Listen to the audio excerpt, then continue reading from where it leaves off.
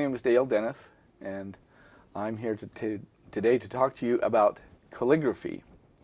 Now, calligraphy is an art form. It is a type of writing, but is really an art form that has been had with all cultures throughout history. They've had some form of calligraphy or another. Going back even to the ancient Egyptians who wrote hieroglyphics in stone, they before they could put it in stone, they had to have a way of writing down what it was going to say so that the stoneworkers would know what to carve. And so they developed a form of kind of like almost a cursive hieroglyphic called demotic.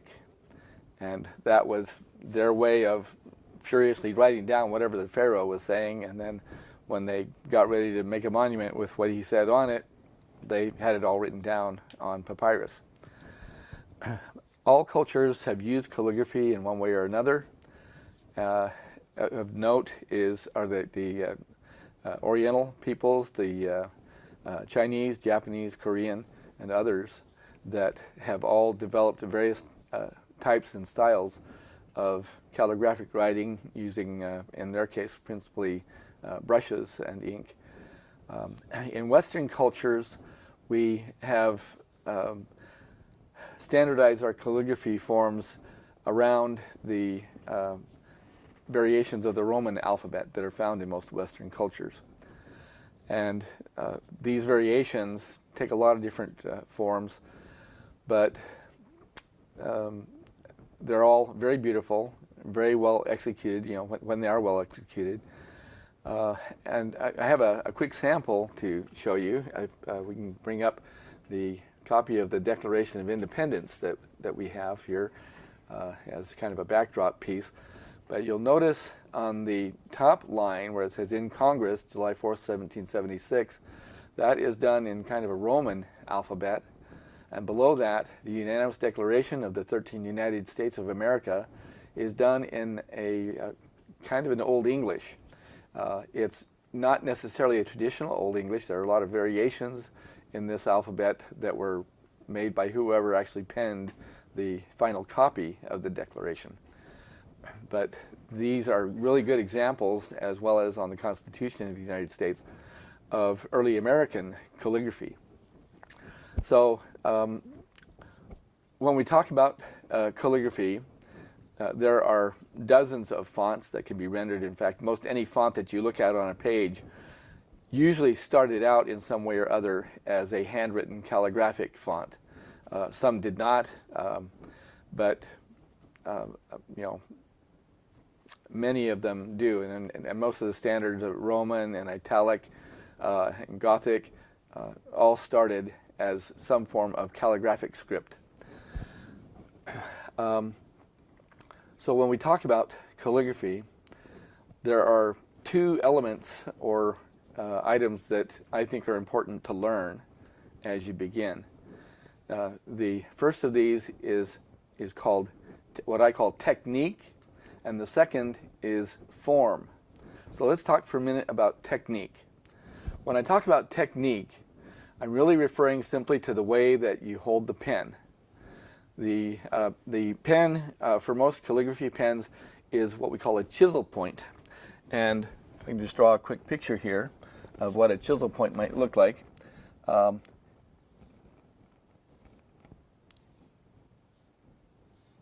here's the barrel of the pen going down. And so this thing looks almost like a wood chisel. And don't try to use it as one, though, because it won't cut any wood. But the flat area at the top, at the very end of that point, is what is used in calligraphy. And so when we start doing calligraphy, we can hold our pen a variety of different ways to get different font effects and styles. So for example, if I hold the tip so that it's going straight across with a narrow line horizontally, but has a broad line coming down vertically, I can do a Roman alphabet. So I can start here with a line, and we can do something in a Roman style.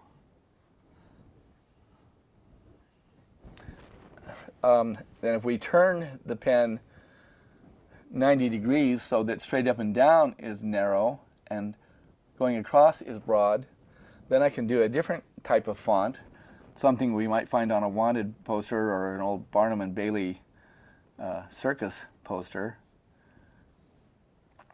I'm sure you've all seen the Western wanted posters that have this style of alphabet on them.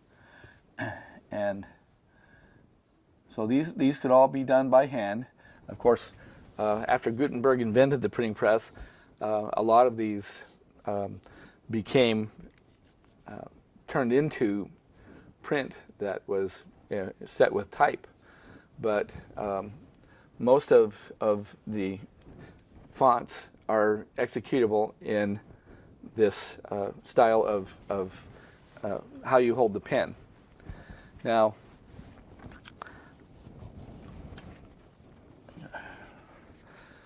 let's go ahead and erase this here.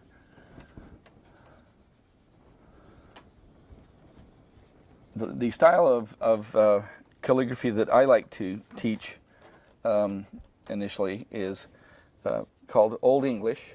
And Old English is a style of alphabet that is very beautiful, is very fun to look at. It's fun to make, and it's really fun to have people watch you make it because they get really impressed for some reason. But to do something like Old English or a lot of the other highly stylized fonts that have been created in various cultures, you basically hold the pen at a 45-degree angle so that the tip lays down flat on the surface at 45 degrees, and if you go up at 45 degrees, you get a nice narrow line. If you come down at 45, you get a nice broad line. And so if I go up and down in kind of a sawtooth pattern, you'll see that on the left side of each of these peaks it's narrow, on the right side it's broad. Okay. Now, as you get interested in practicing calligraphy, you'll want to do some exercises to help perfect this technique of holding the pen. And the idea is that you hold the pen pretty much in that constant technique, that constant position for all the time that you're writing. Okay, so I'll just do a uppercase A here real quick, just to kind of show you a little bit of what I'm talking about. And so you see the way that the letter flourishes and diminishes as it's written is all controlled by the pen itself, by the width of that chisel point at the tip. Now, there are a few times in doing Old English where we will actually turn the tip so it will be vertical, but you'll get the feel of that as we go along. Now, there are some exercises that I like to teach students to do so that they can practice calligraphy technique and get to where they can be comfortable. One of these is to make some boxes.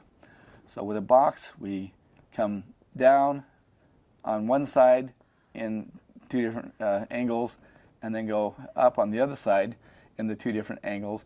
And so we wind up with a box that has narrow coming down on the top left and the bottom right, has broad on the bottom left and top right. And so if we make boxes like this, got kind of weird there, then this will help you figure out how to control the pen. Another item that you can do as a good exercise is to draw circles. And for circles, you want to start near the top where it's going to be narrow and go all the way around and join up back to where it's narrow again. So as you go down, it'll go broad, narrow, back to broad, and back to narrow again.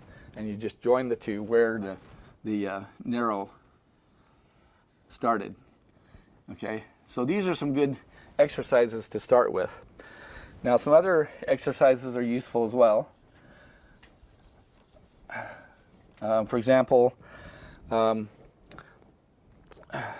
it's helpful to kind of draw some little waves, and I'll show you what I mean here.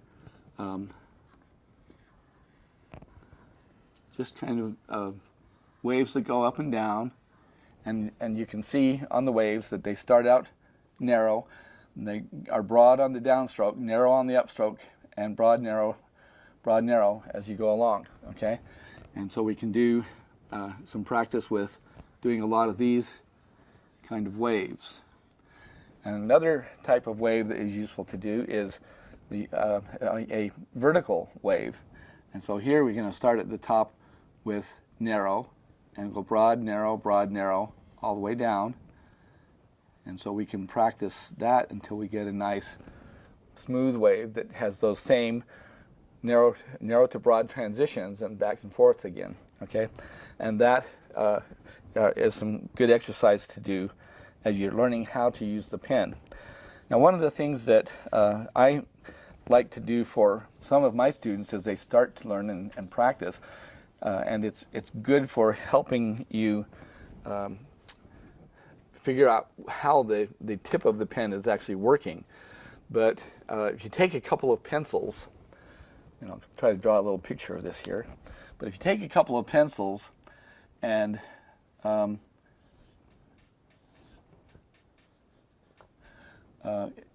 put them just side by side,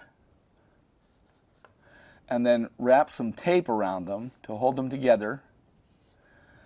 The two pencil tips here form the ends or edges of a chisel point.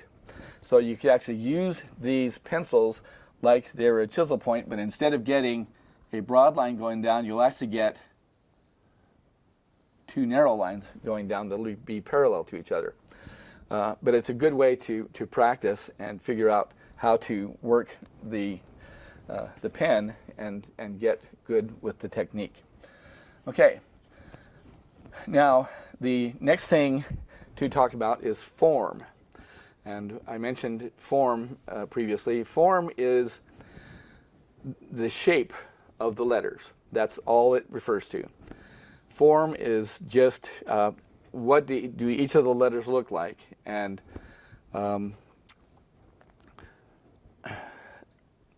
there are dozens of different forms in any given alphabet set that different writers have taken and made their own personal modifications, or things they liked and didn't like they got rid of. So you can find a lot of differences in alphabets as you look around. A lot of my letters have been highly stylized to something that I like. I recommend to start out working on an established form that you've received, so you can work on that and practice it until you get good, and then you can work on adjusting it to your own style and your own likes and dislikes. And while I'm talking about that, I'll go ahead and mention here that on the website for Woodland Television, we have a sample alphabet that you can download and have that. It's a sample of my Old English alphabet, and so you can download that and use it to practice with. Okay, so let's continue on. I did kind of show the letter A initially, but we're going to just do that one more time to go through it. So the letter A starts with just a narrow line at that 45-degree angle, and then at the bottom I'm going to put a little termination piece that we call a serif. A serif in most alphabets could be a straight line or some other little design form that is an element that terminates a line that would otherwise just kind of hang out in space. And in Old English, we just use this little half an arc and begin a peak on the end of it. Okay, so then we're going to add a nice long swooping back piece to it, like so. And then we'll just do a gentle wave that'll come right through the middle and that will form our letter A. Okay. Now, it looks simple. I've been doing this for many, many years. So if you don't get it right the first time, or you don't like how it looks the first time, just keep practicing. That's probably the one thing that I tell all my calligraphy students, that you must practice as much as possible to get good at this. Okay, so now I want to move on to another letter. We're actually going to move forward to another vowel and do the letter I. And I have a reason for doing this that I'll explain in a little bit. But the letter I is going to start as just a short little wave like so, and then we're going to have a long vertical wave that turns and transitions into a short horizontal wave. Then we'll make a shorter vertical wave just to the left side, and then we're going to add a little half of an arc on the edge of that, and that gives us the letter I. Now, the reason I do the letter I at this point in time is because the letter I forms the backbone for a whole lot of other letters, just as it does in standard alphabets, like the Roman alphabet. So the letters B, D, E, F, H, J, K, L, M, all these letters that have a hard line on one edge, a lot of them start out with the letter I or a little variant of it. So it's a very important letter to learn and practice because it'll get you started on a whole bunch of other letters.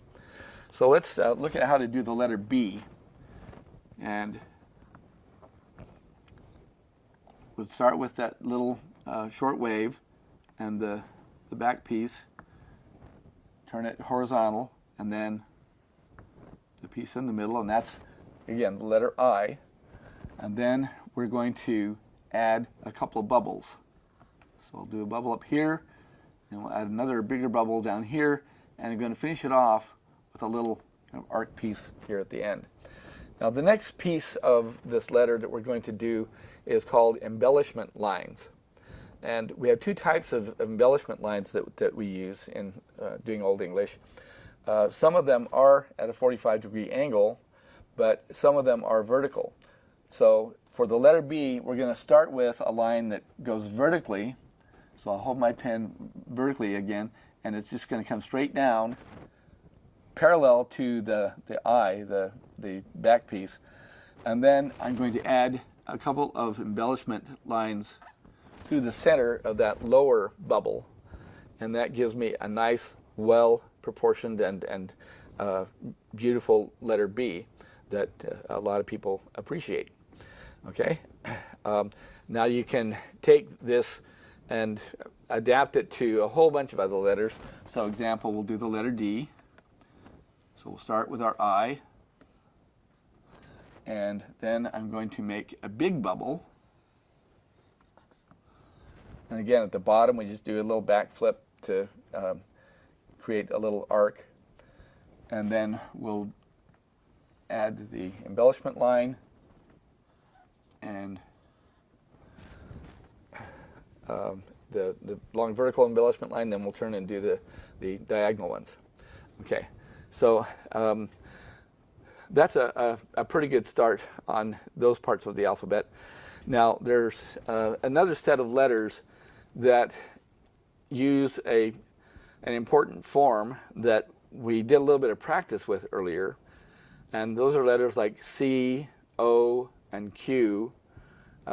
G is another one, and these all use a circle or parts of a circle with a little bit of variation to them.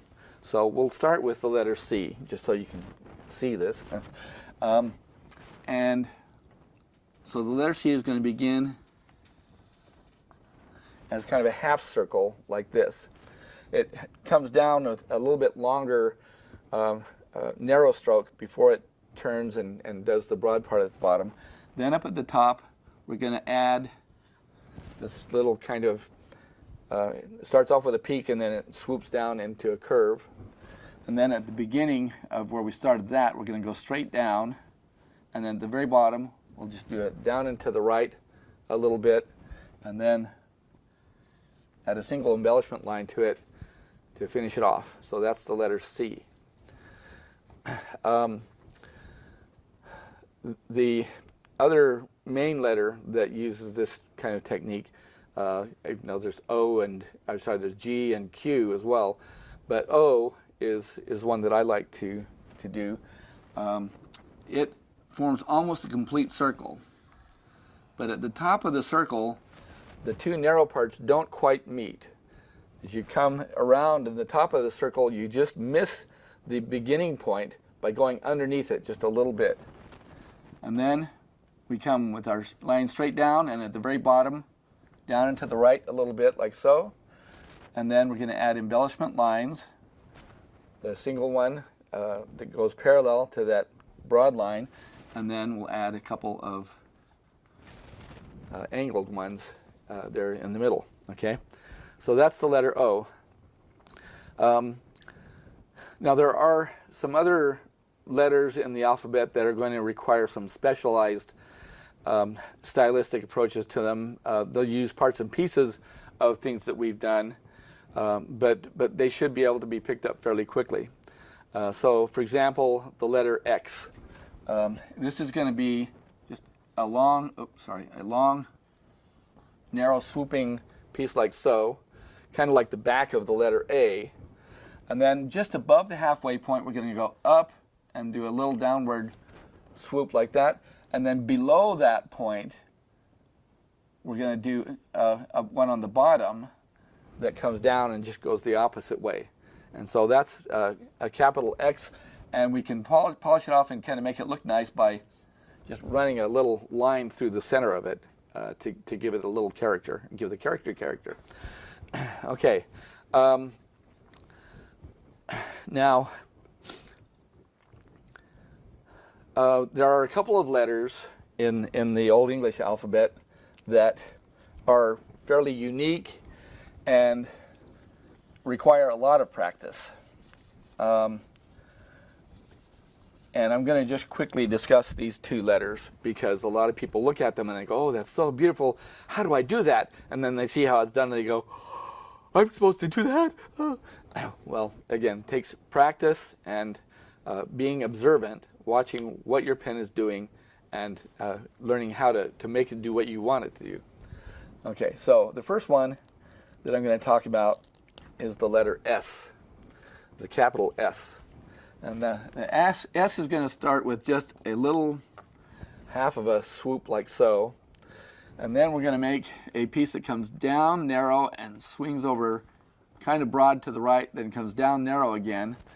And then a swoop going backwards that loops underneath. And then we'll do a second little swooping piece that comes along here in the middle, and it should kind of join up with where this swoop underneath went. And that's a capital S. Now, a lot of you will look at that and say, how do I do that? And I'll give you a couple of pointers here on how this is formed. The long swooping piece comes down at a 45-degree angle, and it turns and goes horizontal, and then turns again and goes back to a 45-degree angle. Okay, so 45 here, flat here, and 45 here. Okay, and that by just transitioning with an arc, a curve between those two lines, will give you that shape that you want. And then the loop at the bottom gives some people problems because they want to go down low like that, and that's not what we want. And again, if you look at it carefully on how I did it, you want this to be longer or wider than it is tall. So you want it to come backwards quite a ways, and then swoop underneath and come back to almost the point where it started.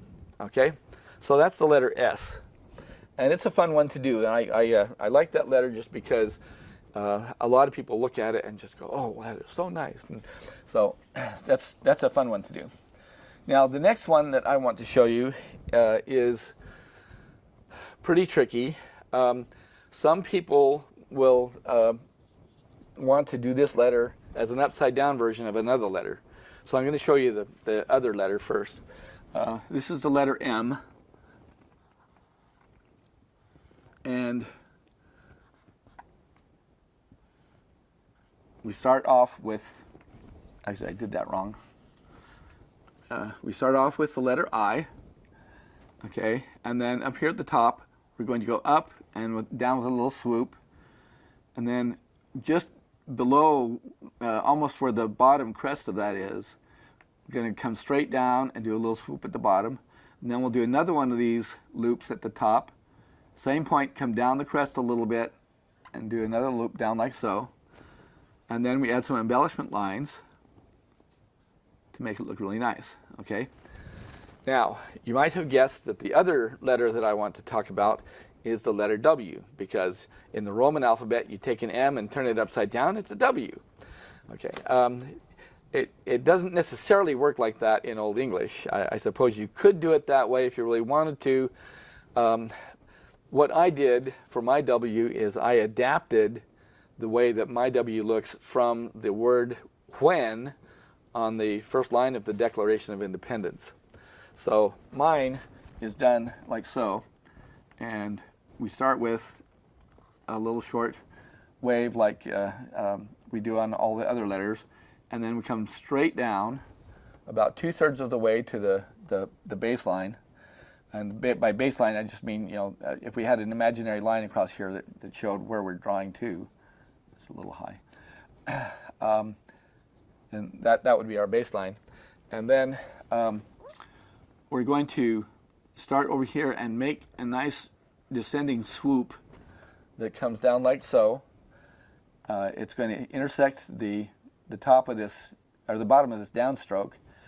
Okay, and then we're going to go up near the top, and we're going to go up and make a point and come down in an arc off of that is going to end near the bottom of that lower swoop.